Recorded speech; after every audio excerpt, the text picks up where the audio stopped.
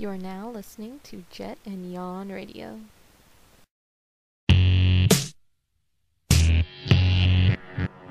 Here we come, driving down, deep and wide, settle down on the beach, get a sound coming down, woo.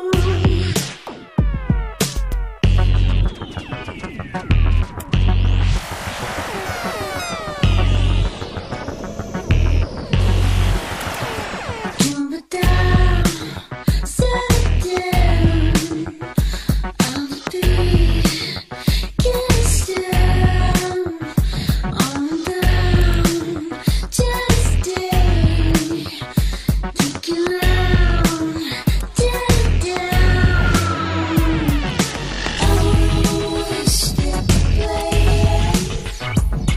spend all day in the dream, crossing through what you believe, feel the weight of the sound.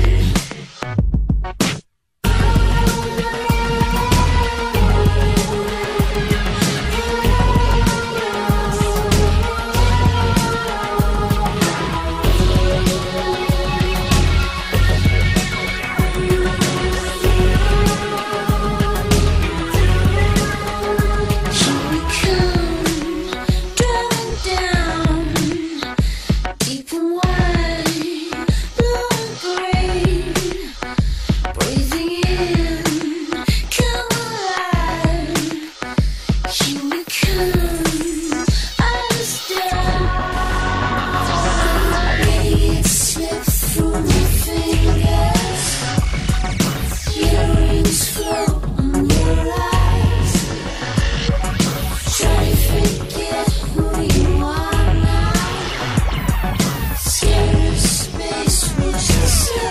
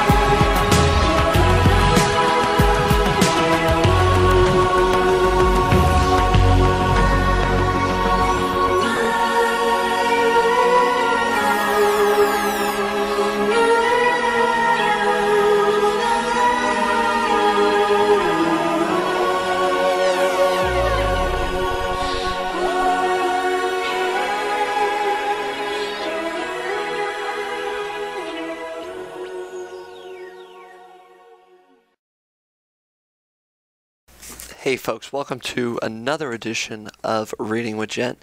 Today we're reading Chapter 2, The Boasian School of Anthropology and the Decline of Darwinism in the Social Sciences. Again, that's Chapter 2 from The Culture of Critique by Professor Kevin MacDonald.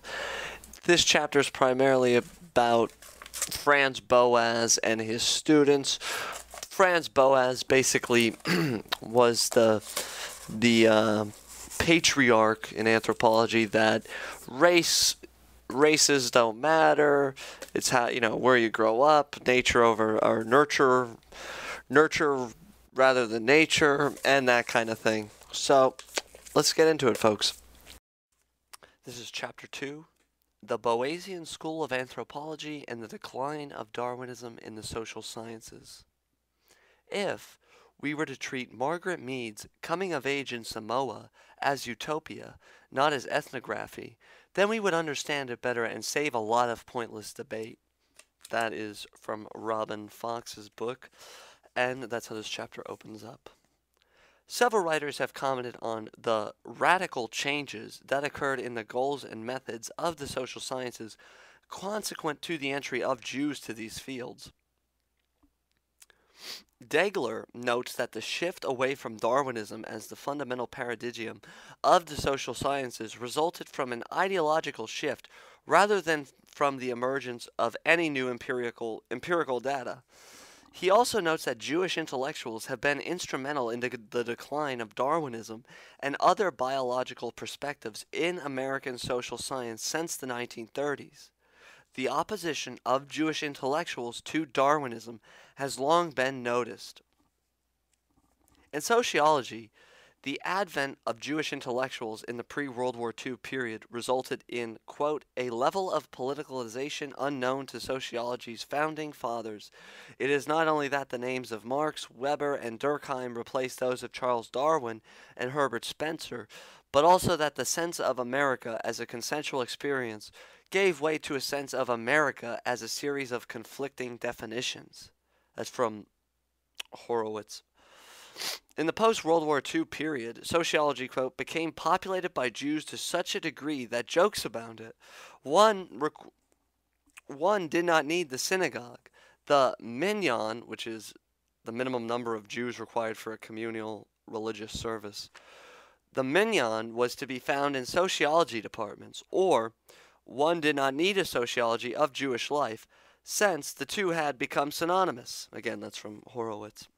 Indeed, the ethnic conflict within American sociology parallels to a remarkable degree the ethnic conflict in American anthropology. That is a theme of this chapter. Here, the conflict was played out between the leftist Jewish social scientists and an old-line, empirically oriented Protestant establishment that was eventually eclipsed. American sociology has struggled with the contrary claims of those afflicted with physics, envy, and researchers, more engaged in the dilemmas of society. In that struggle, Midwestern Protestant mandarins of positive science often came into conflict with East Coast Jews, who in turn wrestled with their own Marxist commitments. Great quantitative researchers from abroad, like Paul Lazarsfeld at Columbia, sought to disrupt the complacency of native bean counters. That's from Sennett, the author. This chapter will emphasize the ethno-political agenda of Franz Boas, but it is worth mentioning the work of Franco-Jewish structuralist anthropologist Claude Lévi-Strauss, because he appears to be similarly motivated. Although the French structuralist movement as a whole cannot be viewed as a Jewish intellectual movement. Lévi-Strauss interacted extensively with Boas and acknowledged his influence. In turn, Lévi-Strauss was very influential in France.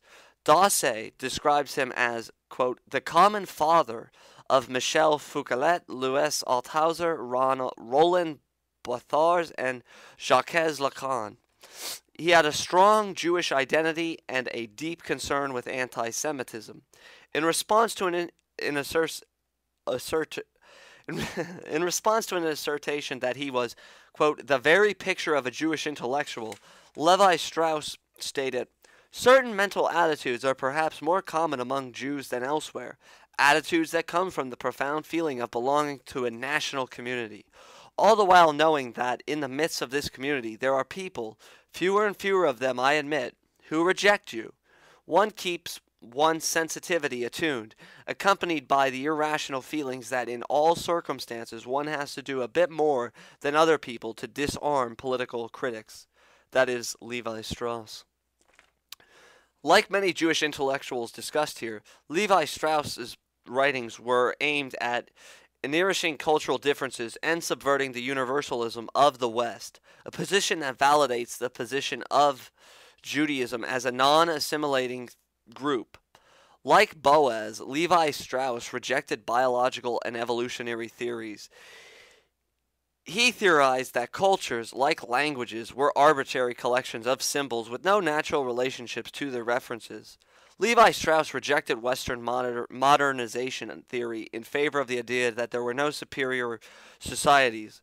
The role of the anthropologist was to be, quote, a natural subversive or convinced opponent of traditional usage, unquote, in Western societies, while respecting and even romanticizing the virtues of non-Western societies. Western universalism and the ideas of human rights were viewed as masks for ethnocentrism, colonialism, and genocide. Levi Strauss's most significant works were all published during the breakup of the French colonial empire and contributed enormously to the way it was understood by intellectuals. His elegant writings worked in transformation on his readers, who were subtly made to feel ashamed to be Europeans. He evoked the beauty, dignity, and irreducibility of strangeness of third world countries that were simply trying to preserve their difference. His writings would soon feed the suspicion among the New Left that all universal ideas to which Europe claimed allegiance, reason, science, progress, liberal democracy, were culturally specific weapons fashioned to rob the non-European other of his difference. That's from Lilla about Levi Strauss. Degler emphasizes the role of Franz Boas in the anti-Darwinian transformation of American social science. Boas influenced upon American social scientists in matters of race can hardly be exaggerated. Boas engaged in a, quote, lifelong assault on the idea that race was a primary source of the differences to be found in the mental or social capabilities of human groups. He accomplishes his mission largely through his ceaseless, almost relentless articulation of the concept of culture. Boas almost single-handedly developed in America the concept of culture, which, like a powerful solvent, would in time expunge race from the literature of social science. This is from Degler. Boas did not arrive at the position from a disinterested scientific inquiry into a vexed, if controversial, question. There is no doubt that he had a deep interest in collecting evidence and designing arguments that would rebuke or refute in ideological outlook racism, which he considered restrictive upon individuals and undesirable for society. There is a persistent interest in pressing his social values upon the profession and the public. Again, that is from Degler on Boas. As Frank points out, quote, the preponderance of Jewish intellectuals in the early years of Boasian anthropology and the Jewish identities of anthropologists in the subsequent generations has been downplayed in standard histories of the discipline. Jewish identification and the pursuit of perceived Jewish interests, particularly in advocating the ideology of cultural pluralism as a model for Western societies, has been the, quote, invisible subject, unquote, of American anthropology. Invisible because the ethnic identifications and ethnic interests its advocates have been masked by a language of science in which such identifications and interests were publicly illegitimate. Boas was reared in a Jewish liberal family in which the revolutionary ideals of 1848 remained influential. He developed a left liberal posture which is at once scientific and political.